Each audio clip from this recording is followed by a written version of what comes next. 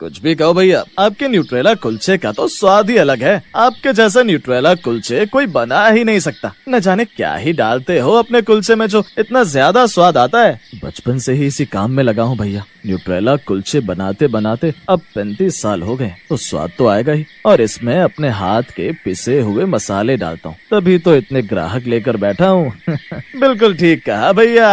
आखिर कपिल के न्यूट्रेला कुलचे क्यों इतने मशहूर थे कि हर कोई उसका दीवाना था? ये जानने के लिए हम चलते हैं इस कहानी की शुरुआत में। सूरजपुर नाम का एक गांव, जहां 2 भाई रहते थे। माँ बाप के देहांत के बाद घर की सारी जिम्मेदारी बेचारे बड़े बेटे कपिल पर ही आ गई, और अब बड़ा बेटा होने के नाते कपिल ने अपनी पढ़ाई बीच में ही छोड़ दी। अपना और अपने भाई का पेट पालने के लिए अब मुझे ही कोई काम देखना होगा जिससे हमारा गुजारा चल सके। ये बोलकर कपिल काम की तलाश में निकल जाता है और फिर वो ढाबे पर काम करने लगा, जहाँ उसने न्यूट्रेला सोयाबीन बनाना सीखा, साथ ही कुलचे भी। इन सब के बीच वो खुद तो पढ़ नहीं सका, पर उसने अपने छोटे भाई सूरज को खूब पढ़ा लिखा दिया। पढ़ लिख कर उसका भाई शहर में अच्छी नौकरी पर लग गया। कुछ समय बाद उसने वहीं पर शादी भी कर ली। शादी के बाद वो बस एक बार अपनी पत्नी के साथ गाँव आया। लो काव्या, अब इस चूल्हे को ऐसे जलाओ, मुझसे नहीं होते ये सब काम, ऊपर से इस छोटे से घर में एडजस्ट भी नहीं होता। सूरज चलो न यहाँ से वापस शहर, नहीं तो मैं हमेशा के लिए तुम्हें छोड़कर चली जाऊंगी। नहीं नहीं, मैं भी तुम्हारे साथ चलूंगा, इस छोटे से घर में मेरा भी दम घुटता है।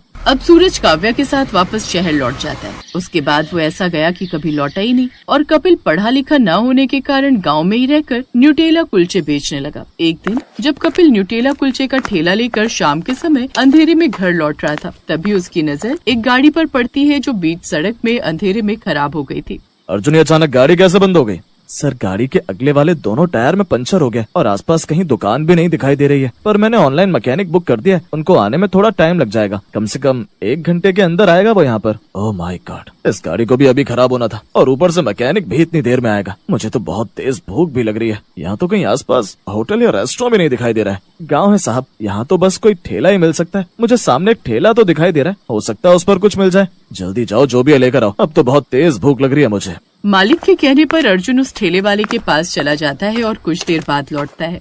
मालिक, इसके पास तो न्यूट्रेला कुलचे हैं, क्या वो लेकर आ जाऊँ आपके लिए? कहा तो था तुझे, जो भी है ले आ। मुझे तो बड़े बड़े रेस्टोरेंट से ज्यादा छोटे छोटे ठेले पर ज्यादा खाना पसंद है, लेकिन ये न्यूट्रेला कुलचे आखिर होते क्या? पहली बार ऐसी किसी डिश के बारे में सुन रहा हूँ। वो सेठ उसके ठेले पर आता है जहाँ वो न्यूट्रेला कुलचे बना कर रखे हुए होते हैं। सेठ ने उसके हाथ के बने वो न्यूट्रेला कुलचे खाए जो उन्हें बड़े पसंद आए, और इनाम के तौर पर उन्होंने उसे पूरे 500 रुपए दिए। तुम्हारे हाथों में तो कमाल का हुनर है, सच में मजा ही आ गया। लेकिन साहब, इतने पैसे रख लो, तुम्हारी मेहनत के हैं। तभी तेज बारिश शुरू हो गई। अब ये बारिश भी अभी आनी थी। साहब, आप कब तक यहाँ बीच रास्ते में खड़े रहेंगे? यहीं पास में ही मेरा छोटा सा घर है। आप बुरा न माने तो जब तक गाड़ी ठीक नहीं हो जाती आप मेरे साथ वहीं चलिए। अच्छा, अब ठीक है। सेठ ध्यानचंद उनके घर चला गया और गाड़ी ठीक होने तक वहीं रहा। कपिल और उसकी पत्नी ने उनकी अच्छे से खातिरदारी की। कुछ देर बाद गाड़ी ठीक होते ही वो उनसे विदा लेकर शहर की ओर चला गया। ऐसे ही समय बीता और एक रोज वही सेठ कुछ महीनों बाद अपनी कंपनी के 2 एम्प्लॉय के साथ उस गांव में किसी काम से आया। वो दोनों और कोई नहीं बल्कि सूरज और उसकी पत्नी थे। अपना गाँव देख सूरज थोड़ा घबरा गया, और उससे भी ज्यादा उसकी हालत तब खराब हो गई जब सेठ ने कपिल के न्यूट्रेला कुलचे के ठेले पर चलने के लिए कहा। हे भगवान, अगर सर ठेले पर ही न्यूट्रेला कुलचे खाएंगे और साथ में हमको लेकर गए तो उनको पता चल जाएगा कि न्यूट्रेला कुलचे वाला मेरा भाई है, तो मेरी बहुत ज्यादा बेइज्जती होगी। मुझे कुछ भी करके मालिक को ठेले पर ले जाने से रोकना होगा। अरे चलो ना सूरज और काव्या, तुम लोगों को भूख नहीं लग रही क्या? सर, अब कहाँ ठेले पर जाकर खाएंगे, और बाहर बहुत ज्यादा गर्मी भी हो रही है, आप गाड़ी में मंगवा लीजिए। सर, नहीं, कपिल के बनाए हुए न्यूट्रेला कुलचे मैं नहीं भूल सकता। मेरे साथ चलिए। चलो सब चलते हैं। चलो सूरज और काव्या, तुम भी चलो। सूरज की लाख कोशिशों के बाद भी आखिरकार उसका मालिक उसको उसके बड़े भाई कपिल के ठेले पर लेकर चला ही गया। और सूरज को देखकर उसका बड़ा भाई कपिल बहुत खुश होता है, लेकिन उसे देखकर सूरज अपनी नजरें चुराने लगता है। तभी कपिल सूरज को देखकर खुश होकर बोलता है, अरे सूरज, तुम यहाँ आओ, बैठो ना। अगर आने से पहले तुम मुझे फोन कर देते तो मैं तुम्हारी भाभी से कहकर सब लोगों के लिए खाना बनवा देता। क्या सूरज, ये तुम्हारे भैया हैं? नहीं सर, ये भला गरीब न्यूट्रेला कुलचे का ठेला लगाने वाला मेरा भाई क्यों होगा? पहले हम लोग बस एक साथ पड़ोस में रहते थे, तो बस इसीलिए एक दूसरे को जानते हैं। अच्छा, तभी मैं सोचूं कहाँ तुम इतनी बड़ी कंपनी में और कहाँ ये ठेले लगाने वाला भाई कैसे हो सकता है। और बताओ कपिल, काम कैसा चल रहा है? सब बढ़िया सर। तो तू अब हमारे लिए 3 प्लेट न्यूट्रेला कुलचे लगा दे, हम सबको बहुत तेज भूख लगी है। जी अभी लगाता हूँ। कपिल उन सब के लिए गरम गरम न्यूट्रेला कुलचे बना देता है।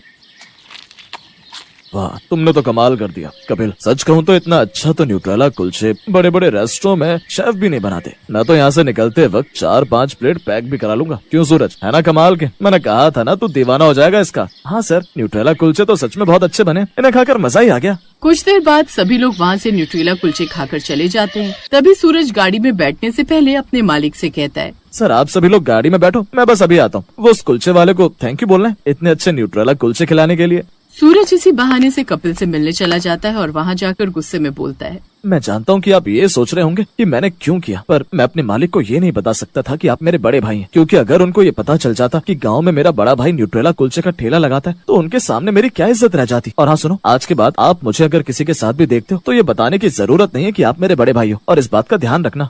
कपिल को उसकी बातों का बुरा तो बहुत लगता है, पर वो उसकी बातों का जवाब न देकर चुप रह जाता है और शाम को जब अपने घर पहुँचता है तो अपनी पत्नी को सारी बात बताता है। आज मेरे छोटे भाई को खुद को मुझे अपना भाई बताने में शर्म आती है, जिसकी वजह से मैंने अपना पूरा जीवन उसके लिए झोंक दिया। उसकी पढ़ाई में कभी भी कोई दिक्कत नहीं आने दी। आज वही मुझे एक गरीब ठेले वाला बताकर चला गया। मैं नहीं चाहता था कि जिस हालातों का सामना मुझे करना पड़ रहा है उसको भी करना पड़े, और आज वही भाई अपने मालिक के सामने मुझे अपना पड़ोसी ठेले वाला न जाने क्या क्या कहकर चला गया। कोई बात नहीं जी, इस संसार में तो यही होता है। गरीब चाहे किसी के लिए कितना भी करे, लेकिन कोई उसे नहीं समझता। जो भाई अपने भाई को लोगों के सामने भाई कहने से कतराता है तो आप उसके बारे में क्यों सोच रहे हैं? अब गुस्सा मत कीजिए, खाना खा लीजिए। ऐसे काफी समय बीत गया और एक रोज जब कपिल अपने न्यूट्रेला कुलचे का ठेला लगाता है तो उसके ठेले पर एक अमीर आदमी आता है। मैंने तुम्हारे न्यूट्रेला कुलचे की बड़ी तारीफ सुनी है, सुना है काफी टाइम से तुम ये बेचते हो। मुझे एक प्लेट दो जरा, मैं भी खाकर देखता हूँ। कपिल उसको एक प्लेट न्यूट्रेला कुलचे लगा कर देता है और उसको वो बहुत पसंद आते हैं, जिससे वो अपने रेस्टोरेंट का 300 प्लेट का ऑर्डर दे देता है और चला जाता है। 1 साल तक कपिल को वो ऐसे ही ऑर्डर देता गया और एक दिन वो बहुत अच्छे पैसे कमाने लग जाता है। उन पैसों से वो रेस्टोरेंट खोल लेता है, जिससे उसका रेस्टोरेंट भी बहुत अच्छा चलने लगता है। तभी एक दिन सूरज अपनी पत्नी के साथ उस रेस्टोरेंट पर आता है, तभी उसकी नजर कपिल पर पड़ती है। अरे आप यहाँ, लगता है आप यहाँ भी न्यूट्रेला कुलचे बेचते हैं। अपने ठेले से आप फिर काम पर आगे, लगता है आपकी पूरी जिंदगी ऐसे ही निकल जाएगी। तभी कपिल का नौकर बोलता है, सर ये आप क्या बोल रहे हैं हमारे मालिक को? ये यहाँ पर काम नहीं करते, बल्कि ये पूरा रेस्टोरेंट इनका ही है। क्या कहा तुमने? ये इनका रेस्टोरेंट है? जी हाँ, सही सुना आपने, ये इनका रेस्टोरेंट है। और क्या कहा था तुमने कि तेरे पास भी मेरी तरह एक घर और गाड़ी होती? पता है, जिसके सर से बचपन में बाप का साया चला जाए तो घर की सारी जिम्मेदारी बड़े बेटे पर आ जाती है। और तुम जो कुछ भी हो ना, अपने बड़े भाई की बदौलत यहाँ खड़े हो। अगर वो तुम्हें बचपन में पढ़ाते लिखाते नहीं तो तुम आज यहाँ नहीं होते। तुम्हें अपने देवता समान भाई से ऐसा बोलने में जरा भी शर्म नहीं आई? और उस दिन सूरज को अपने किए पर बहुत पछतावा होता है और वो अपने बड़े भाई से माफी मांगता है, जिसके बाद वो उसे माफ कर देता है। कपिल के पास अब सूरज से भी बड़ा घर और गाड़ी थी।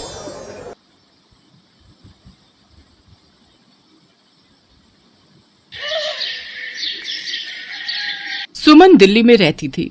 उसके पापा चाट का ठेला लगाते थे। सुमन भी इस काम में अपने पापा का साथ देती थी। पापा ये लो, सारे गोलगप्पे भी तैयार हो गए और पानी भी बना दिया, बस मीठी चटनी आप बना लो। मैंने हरी चटनी बना दी है। सुमन बिटिया, सारा काम तो तूने ही कर दिया। तू तो मेरी आदत खराब कर रही है बेटी। कुछ दिनों में तू ससुराल चली जाएगी तो तेरे बिना काम में बिल्कुल मन नहीं लगेगा। तेरी बहुत कमी खलेगी बिटिया। बस रो दिए। सुमन, अब तू ही अपने पापा को संभाल। थोड़ी थोड़ी देर में मन भारी कर लेते हैं।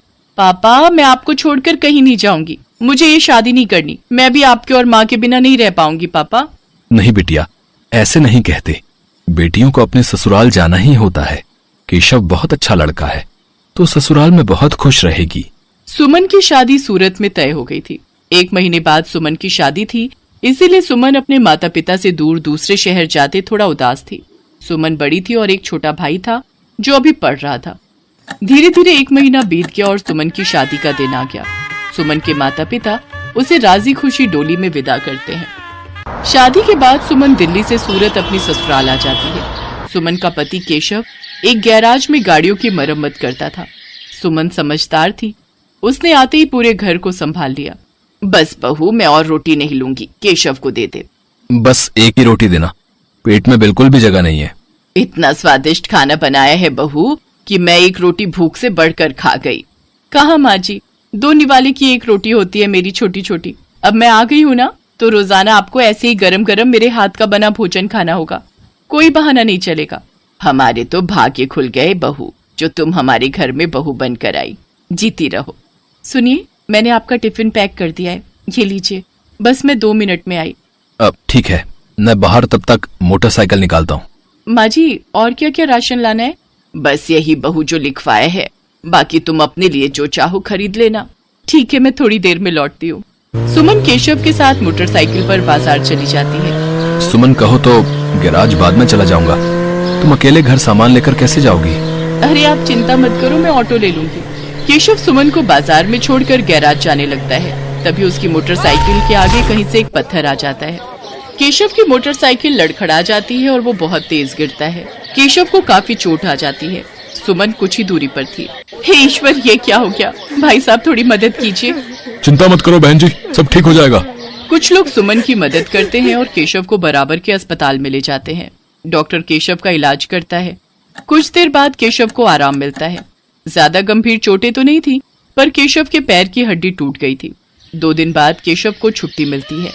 माँ मैं ठीक हूँ, बस पैर की हड्डी में ही तो फ्रैक्चर है। कुछ महीनों में मैं ठीक हो जाऊंगा, चिंता मत करो। अरे माँ हो ना बेटा, तू नहीं जानता, जरा सी खरोच भी बच्चे को आ जाए तो माँ का कलेजा निकल जाता है। और फिर तेरे तो इतनी चोट आ गई है। अब तो कुछ दिन के लिए गैराज भी नहीं जा सकता। जाना भी नहीं है, डॉक्टर ने अभी 6 महीने रेस्ट के लिए बोला है। आप चिंता मत करो, पैसों की कोई तंगी नहीं आएगी। मैं कोई काम शुरू कर देती हूँ ताकि घर में थोड़े पैसे आते रहें। तभी सुमन के माता पिता भी दिल्ली से आ जाते हैं। सुमन ने उन्हें फोन पर केशव के एक्सीडेंट की बात बताई थी, जिसे सुनकर वो रह नहीं सके। अब दामाद जी, काम की कोई चिंता मत करो। सुमन ने मेरे से चाट बनाना बहुत अच्छे से सीखा हुआ है। सुमन बिटिया, तू यहाँ सूरत में दिल्ली वाले गोलगप्पे शुरू कर, वो तो बहुत अच्छे बनाती है। कुछ दिन मैं यहाँ रुक जाता हूँ, जब काम सेट हो जाएगा तब मैं वापस चला जाऊंगा। हाँ पापा, ये ठीक रहेगा। दिल्ली वाले गोलगप्पे यहाँ बहुत अच्छे चलेंगे। हमारे इधर आसपास किसी ने भी दिल्ली वाले गोलगप्पे का काम नहीं शुरू किया हुआ। केशव बेटा, आप सारी चिंता छोड़ दो, पापा और मैं कुछ दिन अब यहीं रहेंगे। शुक्रिया माँ, शुक्रिया पापा, आपने मुझे बहुत हिम्मत दी है। ऐसी बहू और ऐसे समधी सचमुच बहुत नसीब वालों को मिलते हैं। सुमन की सास की आंखों में आंसू आ जाते हैं। केशव को भी अपने सास ससुर के आने के बाद बहुत हिम्मत मिल गई थी। सुमन अपने पापा के साथ सूरत में गोलगप्पे का ठेला शुरू करती है, जिसके ऊपर लिखा था दिल्ली वाले गोलगप्पे। गोलगप्पे के दीवाने तो बहुत लोग हैं और सूरत में तो पानीपुरी के सभी दीवाने हैं। ये देखकर सुमन और उसके पापा ने गोलगप्पे का स्टॉल लगा दिया। उनके बने गोलगप्पे बहुत पसंद किए जाने लगे। सुमन बिटिया, मुझे पता है अब तुम काम अकेले संभाल लोगी। अब हमें चलना चाहिए।